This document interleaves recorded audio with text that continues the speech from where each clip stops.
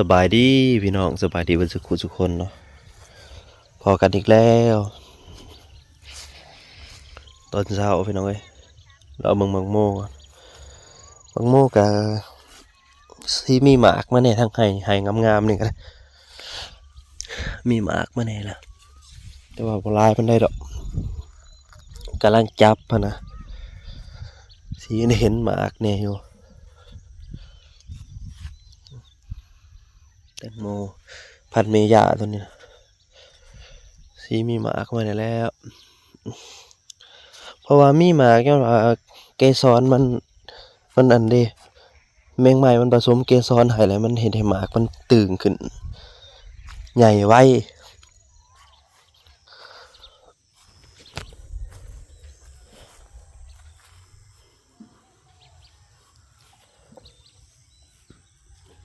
หมากนี่จะอีกยังไปกัดมันขาดกัดอันเครือมันขาดเลยมันเลยตายเครือมันตายเหลือแต่เป็นหมากเอาไปต้ม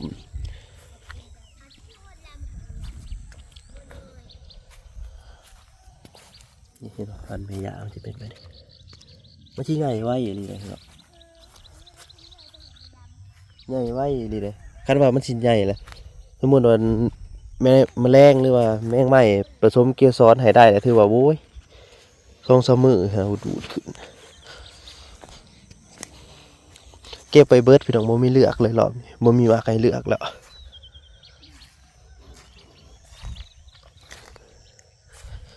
บ่มีหมากให้เลือกไก่ก็ไปแต่สร้างไก่ก็ได้บ่ทันใหญ่แล้วมาตอดล่ะ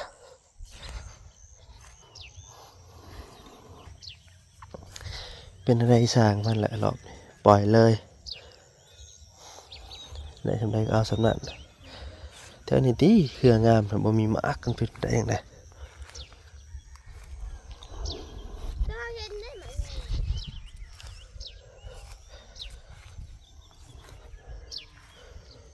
บิดเบี้ยวมากก็ได้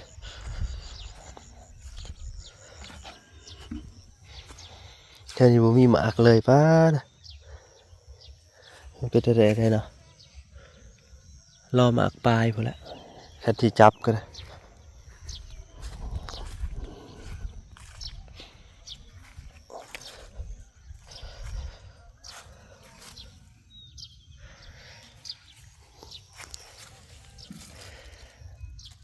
ถ้ามันจับมันก็ใหญ่ไว้อยู่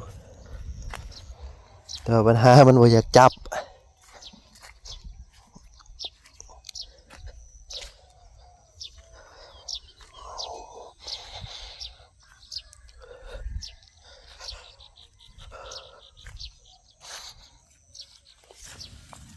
แต่หมากเป็นบิดเบี้ยวเท่านั้น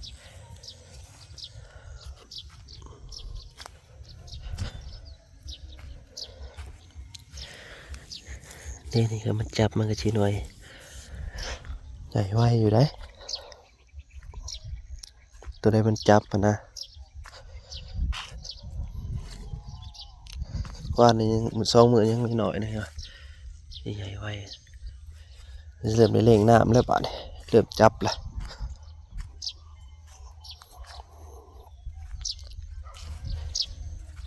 ว่ามันหักให้หมากผสมที่ควรได้นะมันให้หมากน้อยอะลิน้อยเดียวหมากแถวนี้แทบบ่มีหมากเลยนี่แล้วก็เห็นนั่นหมากบิดเบี้ยวจับหน่อยหนึ่ง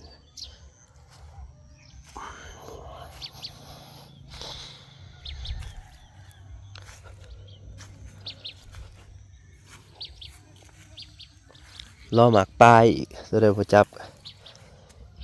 นี่กำลังจับอยู่มีอยู่แถวนี้ก็พี่น้องแถวนี้เริ่มจับแน่แล้วแถวนี้เห็นอยู่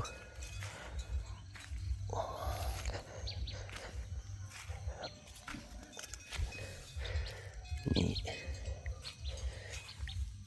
จับอยู่ได้หนังขมกกระแมกเกอ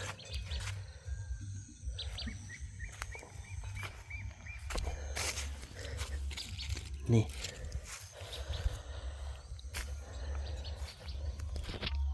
ทางนี้เป็นไดเด้สิบ่ใหญ่ไม่ได้หรอกพี่น้องอันนี้ตัวนี้หมากกกมาเลย เอาบริเลือกเลยนี่มากกมันเป็นได้เหิงๆเลยซองกระปั่นยามันมายังได้เอาสำนันนะใหญ่หน่อยกระซางมัน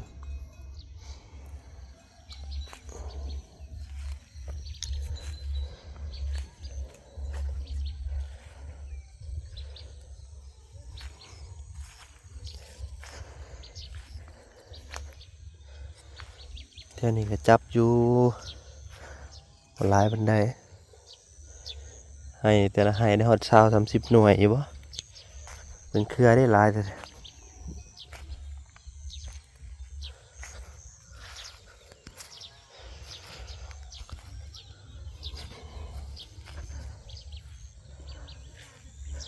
บางเครือก็ฮอดบ่ติดเลยบ่จับเลยก็มี2 หน่วยอยู่นี่หน่วยหนึ่งทางนี้เด้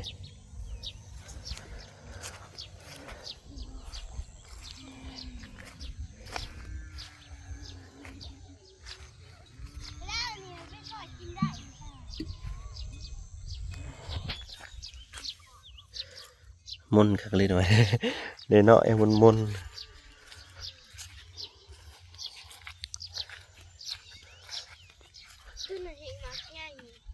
ใช่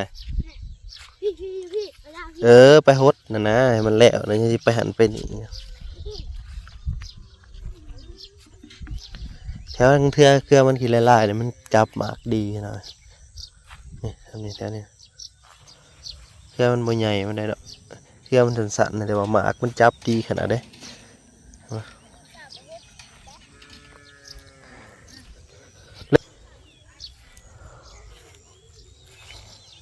แตงโม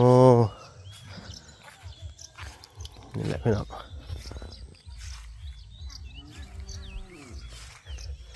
วันนี้เริ่มใหญ่แล้วมันใหญ่ขึ้นมาแน่แหละ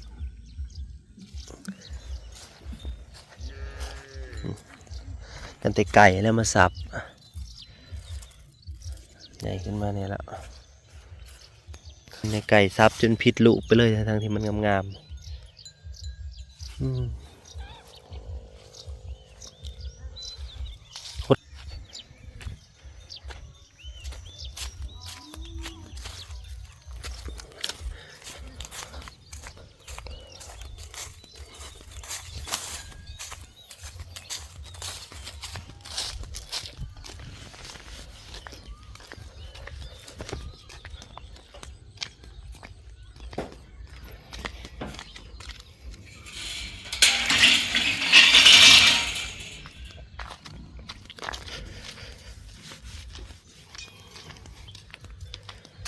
หัวขวดเขาก็ออกมาแซวๆแล้วพี่น้องมันงอแงเหรอนั่นแหละฟักทองนะให้แบบมักฟักทองนะเมื่อโดนหนูบางอย่างให้เติบได้เลยกินน้ำชิ้นหน่วยน้อยใหญ่เติบได้2 หน่วยใกล้ในกระบอกจับแต่2 หน่วยหน่วยนึงก็ยังดียังได้2 หน่วยเสียงของเกาเอาห้อง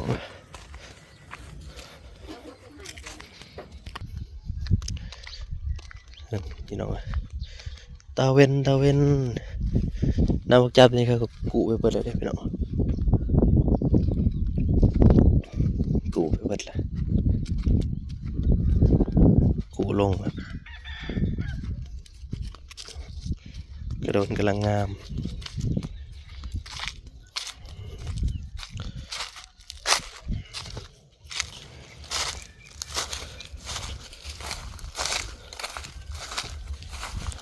กูเสือกว่าวไว้ก่อนปิดฤดูกาลละ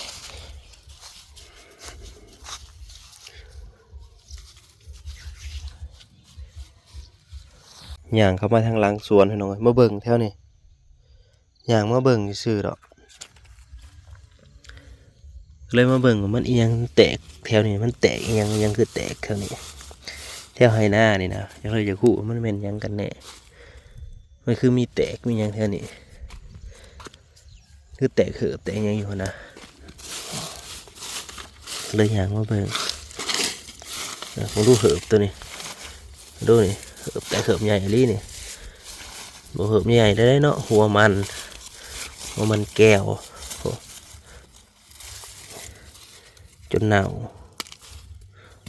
แล้วตัวนี้ก็สิเน่าแล้วเน่ามันเป็นอะไรเนาะมันลงมาให้หน้านะมันเป็นแล้วนี่หัวหนึ่งหัวมันแก้วนี่จนเน่าไปละโอ้เป็นจนเน่าเบิ่งตัวนี้เด้ตัวนี้ก็จนเน่า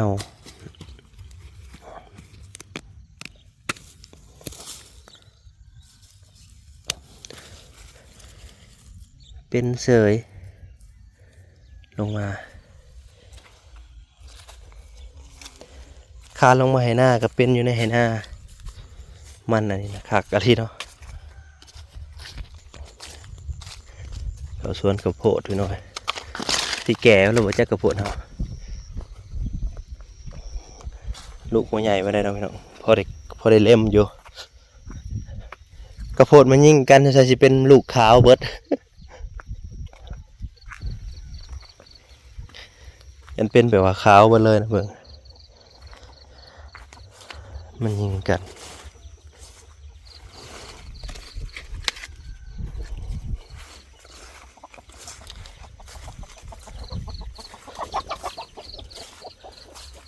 นี่จะว่าเริ่มแก่แล้วจ้ะเนาะแต่ว่าคือที่ย่างเนาะของขนาดฮะก็เก็บปลูกก่อนเอาไปกลางเฮิง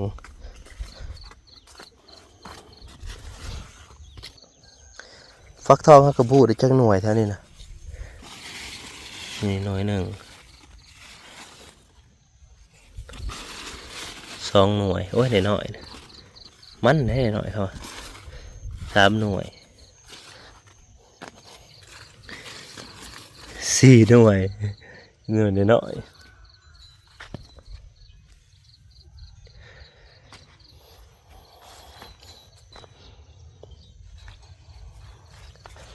เบิ่งก่อน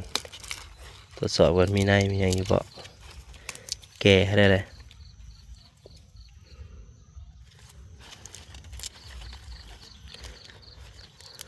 ยังมันใส่เม็ดสับก็ใส่เม็ดน้อยหนึ่งข้าวโพด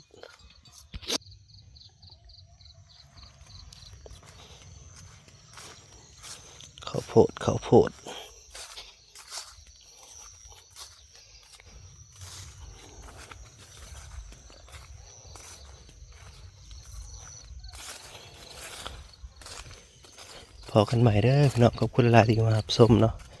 พาดูส่วนของหมูพาดูส่วนข้าวโพด